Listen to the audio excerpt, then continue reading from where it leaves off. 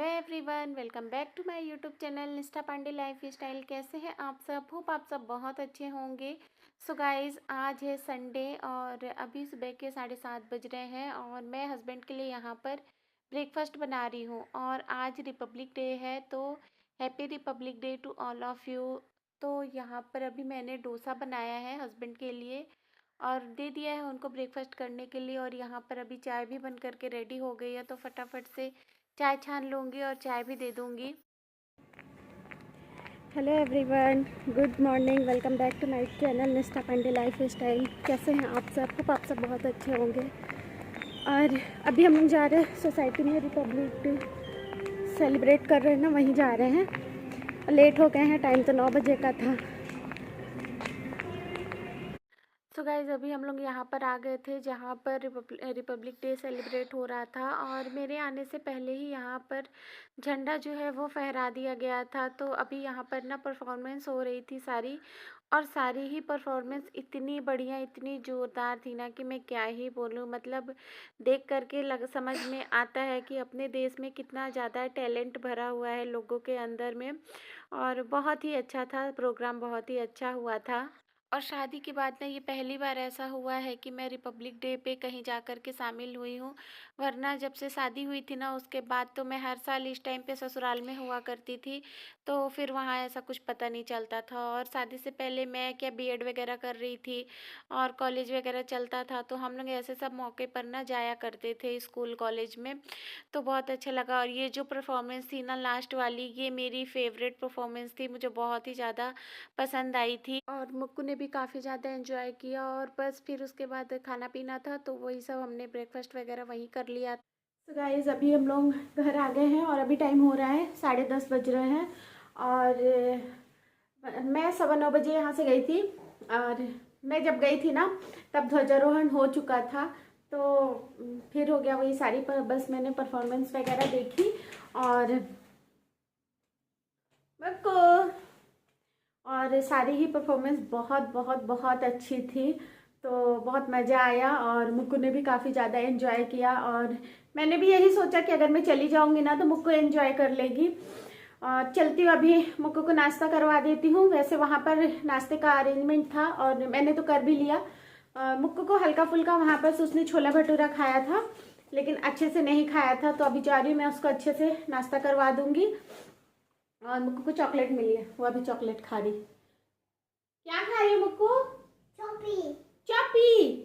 पहले शूज खोलो और अपने हैंड वॉश करो। चलो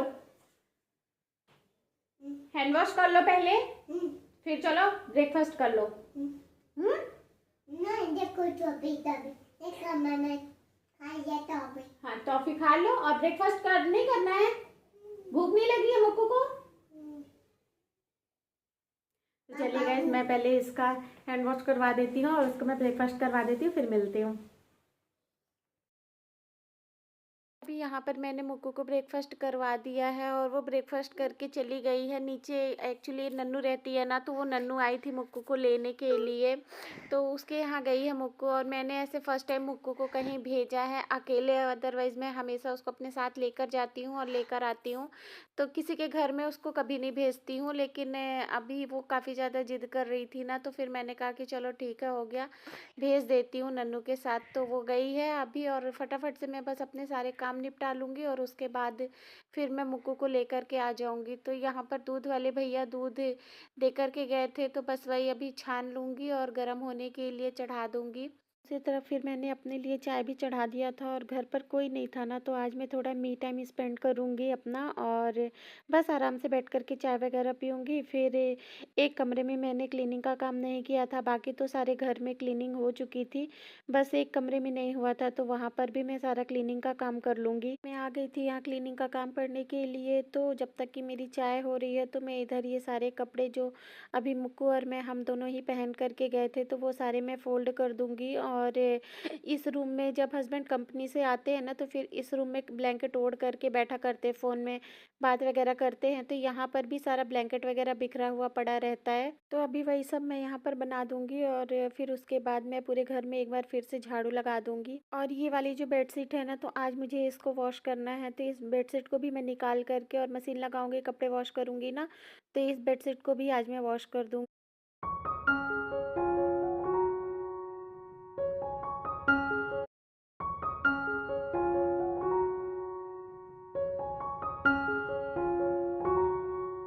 और बस अब सारा रूम एक सा कर दिया था, तो अभी मुक्कू नहीं है घर में, तो आज मैं सारी बालकनियों को खोल दूंगी ताकि फ्रेश एयर और जो हल्की फुल्की सी धूप है वो भी रूम के अंदर आए। धूप अगर रूम में आती है तो अच्छा लगता है, रूम में थोड़ा सा मतलब एक अच्छी सी पॉजिटिविटी लगती है।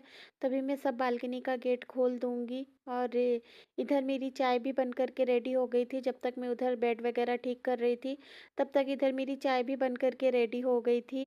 तो अभी मैं यहाँ पर आराम से बैठ कर के चाय भी पी लूँगी और थोड़े बहुत मोबाइल वगैरह भी थोड़ा सबके स्टेटस वगैरह चेक कर लूँगी क्या कैसे है। और जब से मेरी बैक पेन स्टार्ट हुई है ना, तो थोड़ा सा मुझे बैठने वगैरह में प्रॉब्लम होती है, ऐसे पीछे टिकने में बहुत प्रॉब्लम होती है। और पता नहीं ये बैक पेन कब सही होगा। मेडिसिन वगैरह सब कुछ तो मैं ले रही हूँ, उसके बाद भी मुझे उतना ज़्यादा आराम नहीं पता चल रहा है।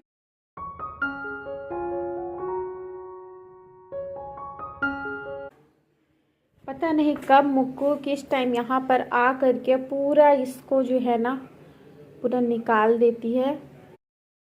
और पता नहीं जब हम लोग यहाँ से जाएंगे तो जो यहाँ के ओनर हैं वो हमसे कितना पैसा एक्स्ट्रा चार्ज करेंगे, क्योंकि पूरा घर मुक्कू ने ऐसे ही ख़राब करके रखा है। और किस टाइम वो आती है और ये सब चीज़ें कर, वैसे तो मैं ध्यान देती रहती हूँ कि अगर वो अकेले इस रूम में है या कहीं भी, अगर मैं इस रूम में उसको नहीं भी आने दूंगी तो हर जगह तो सीलन है, तो उसके लिए तो हर जगह ही मतलब व्यवस्था है कि वो ऐसा कर ले। हॉल का भी कंडीशन आप लोगों ने देखा ही है, और ये बेडरूम है इसका भी यही हाल है।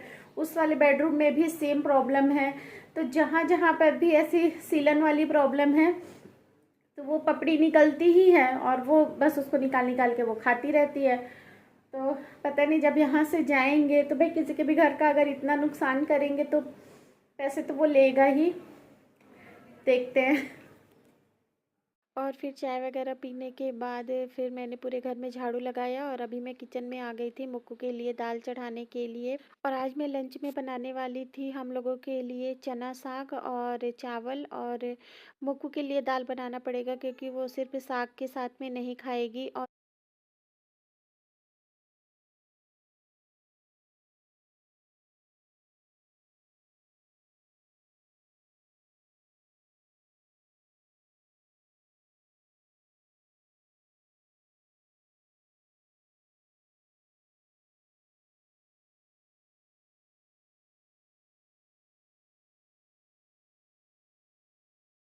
और फिर यहाँ पर बस टेबल पे गंदा कपड़ा बिछा लिया था और यहीं पर बैठ कर के मैं आराम से साग तोड़ लूँगी। और मैंने कान में ब्लूटूथ लगा लिया था और मैं एक तरफ भक्ति भजन सुनते जा रही थी और मैं अपने सारे काम करते जा रही थी, साग वगैरह तोड़ती जा रही थी। और मुझे ना कृष्ण जी के भजन सुनने में ना बहुत अच्छा लगता है। और मैं अपने आप को ना काफ़ी ब्लेस्ड समझती हूँ कि मुझे मथुरा वृंदावन जाने का मौका मिला, राधा रानी जी ने मुझे बुलाया।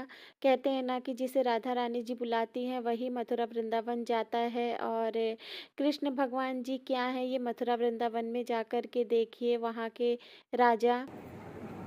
देखिएगा इस मुक्कू को। मुक्कू कहाँ घूम रही हो? हाँ, आ जाओ, आप ऊपर आ जाओ, आ जाओ ऊपर।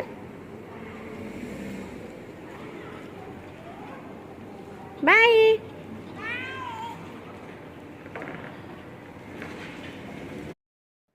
तो गाइस अभी देखा मैंने मुक्कू को, वो नीचे अकेले नन्नू के साथ में, मतलब अकेले तो नहीं है, नन्नू भी है साथ में, पर नन्नू भी कितनी बड़ी है, छोटी ही तो है। नन्नू के साथ में वो नीचे घूम रही है और मैं उसे कभी ऐसे अकेले छोड़ती नहीं हूँ।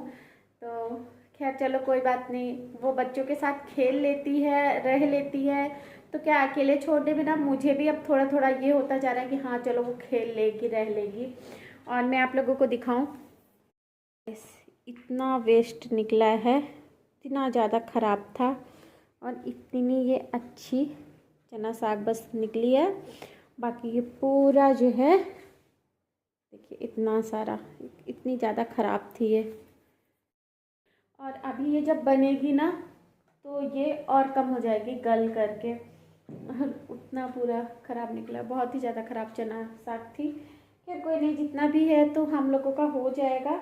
और दाल भी मैंने बनाई हुई है तो हम लोग का तो हो जाएगा। तो चलती जल्दी से इसको धो देती हूँ और फिर इसको बॉईल होने के लिए रख देती हूँ। और मैं 12 बजे से बैठी थी इसे तोड़ने के लिए और अभी 1 बज गया है, तो जल्दी से मैं इसे रख देती हूँ, ये बॉईल होगा। अभी मैंने गाइस मुक्कू आ चुकी है खेल करके, और मुक्कू खुद से आई है, मुझे उसे लेने नहीं जाना पड़ा ना मुक्कू। हाँ गोदी ले लूँ तुमको? मेरा बच्चा आजा गोदी। कहाँ गई थी मुक्कू? घूमने गई थी? किसके साथ घूमने कर रही थी? नन्नू दीदी के साथ? नन्नू दीदी के साथ घूमने कर रही थी। तो चलो अपना शूज खोलो, अपना शूज खोलो मुक्कू, अपना शूज खोलो। Very good. नहीं खुल रहा? ओके। और हैंड वॉश कर लो, बाहर से खेल कर आई हो ना, तो हैंड वॉश कर लो, हैंड वॉश कर लो, है ना? टॉफी नहीं, पहले हैंड वॉश करो, पहले हैंड, ऐसे पानी से नहीं करोगी? चलो आओ मैं करवा दूँ। यहाँ पर मैंने चना साग को अच्छी तरीके से 4-5 पानी में वॉश कर लिया था। वैसे चना साग को वॉश नहीं किया जाता है क्योंकि उसमें जो खट्टापन होता है ना वो चला जाता है, लेकिन जो डायरेक्ट खेत से टूट करके आता है ना उसको वॉश नहीं करते हैं, लेकिन जो मार्केट से आता है तो उसको तो करना ही पड़ता है क्योंकि उसमें इतना ज़्यादा रेत वगैरह होता है, बहुत गंदा रहता है, तो फिर उसको वॉश करना पड़ता है। और अभी मैं यहाँ पर चना साग के साथ में अदरक, मिर्ची और थोड़े से लहसुन को मैं इसमें साथ के साथ ही बॉईल कर लूँगी और 1 चम्मच नमक डाल दूँगी। और बॉईल करने से भी ये उतनी ज़्यादा चिकनी नहीं होती है, तो मैं आप लोगों को एक टिप बताऊँगी जिससे इतनी ज़्यादा चिकनी और स्लीपी बन जाएगी ना कि मैं क्या ही बोलूँ। और बस झाड़ू मैंने पहले ही लगा लिया था, पोछा नहीं लगाया था इस रूम में, तो फटाफट से मैं पोछा लगा लूँगी जब तक कि साग बॉईल होगा। और मुक्कू ने फिर लंच नहीं किया था, वो आने के बाद फिर उसने वही डोसा फिर से खा लिया था और फिर वो सो गई थी, तो फिर उसने दाल चावल नहीं खाया था। और आज हमको बाहर भी जाना था, हस्बैंड को जल्दी आना था, तो फिर हम लोग रेडी होकर के बाहर भी गए थे। और फिर उस रूम में पोछा लगाने के बाद मैं यहाँ किचन में आ गई थी चना साग को छौंक लगाने के लिए, और एक तरफ मैंने चावल भी चढ़ा दिया था और मुक्कू अभी सो चुकी थी। तो गाइज यहाँ पर ना ये चना साग बॉईल हो गया है, तो अभी मैं इसे छौंक लगा दूंगी। और ये काफ़ी अच्छी तरीके से बॉईल हो गया था ना, तो फिर मैंने इसको मैश कर दिया था। और अब बस इसको छौंक लगा देंगे, तो ज़्यादा मसाले कुछ नहीं पड़ते इसमें, बस लहसुन, मिर्ची, जीरा और हींग और अदरक तो मैंने बॉईल करते टाइम ही डाल दिया था। और इसमें ना सारा खेल जो है वो इसका रहता है कि चना साग को कितना ज़्यादा चिकना, मतलब चिकना कैसे करे, जितना ज़्यादा ये चिकनी बनती है ना उतनी ही ज़्यादा टेस्टी बनती है। तो कोई चावल डाल देता है, कोई आटा डाल देता है, ऐसे ऐसे करके लोग इसको चिकना करते हैं, और वो सब ने काफ़ी ज़्यादा टाइम लग जाता है बनने में। तो मैं आप लोगों को एक टिप बताती हूँ, आप ना इसमें 1 चम्मच अरारोट डाल दीजिए। जब छौंक लगाते ना उसके बाद जब चना साग डालेंगे तो बस 1 चम्मच इसमें आप अरारोट डाल दीजिए। ये इतनी बढ़िया चिकनी स्लीपी बनेगी ना कि मैं क्या ही बोलूँ, और इतना जल्दी बन कर के रेडी हो जाएगी। और ना इसके टेस्ट में भी कोई फ़र्क नहीं पड़ता है कि इसमें क्या कैसे, ये मतलब काफ़ी ज़्यादा अच्छी और टेस्टी बन जाती है। देखिए मैंने 1 चम्मच से थोड़ा सा ज़्यादा मतलब डाला है, और देखिए कितनी बढ़िया चिकनी हो गई है ये। मैं बैक कैमरे से भी आप लोगों को दिखा देती हूँ। और फिर बस हस्बैंड आ गए थे तो हमने 3 बजे करीब अपना लंच किया और फिर हम निकल गए बाहर जाने के लिए। तो हम वापस से ब्रांड फैक्ट्री गए थे कपड़े लेने के लिए। और यहीं पर अब मैं अपने वीडियो के एंड करूँगी। तो अगर मेरा वीडियो पसंद आया हो तो प्लीज़ एक लाइक कर देना, न्यू हो तो चैनल को सब्सक्राइब कर देना। मैं मिलूँगी आपसे अपने नेक्स्ट ब्लॉग में, तब तक के लिए bye bye and take care.